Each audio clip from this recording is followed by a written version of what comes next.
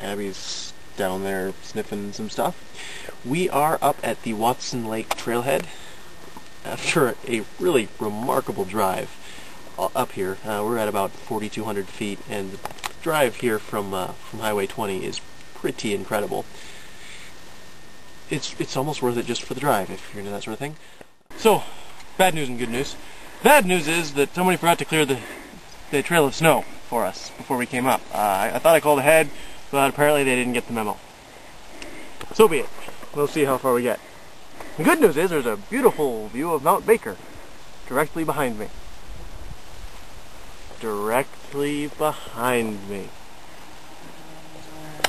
Yeah, right there. So, good news and bad news.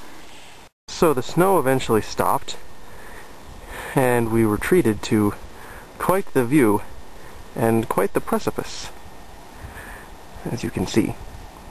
But it's a good time. I think we're probably about a mile into it, and we're gonna keep soldiering on. Well, we just entered Noisy-Diobsud Wilderness in the Mount Baker's McCalmy National Forest.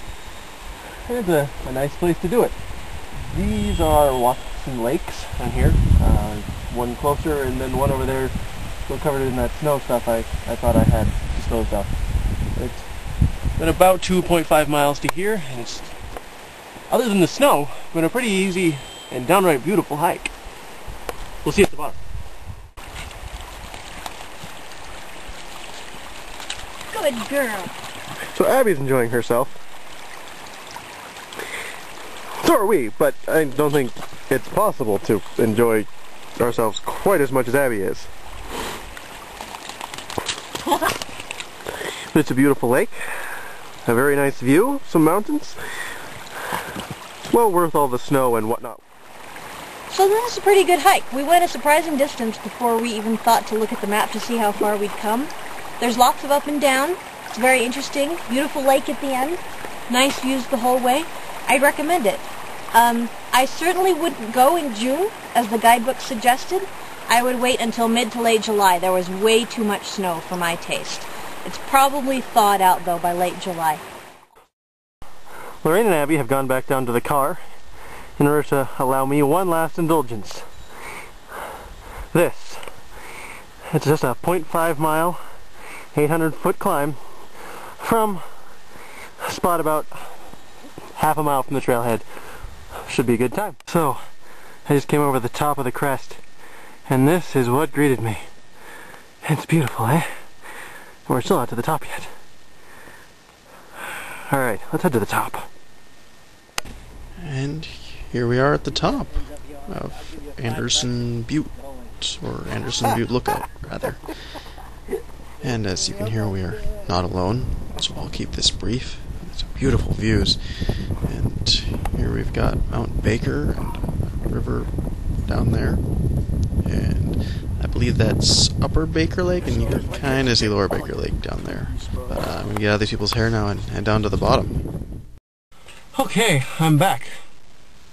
It was a nice little hike there. I learned something on the way down. What I thought I was climbing up to that I pointed at, no, that was not what I was climbing up.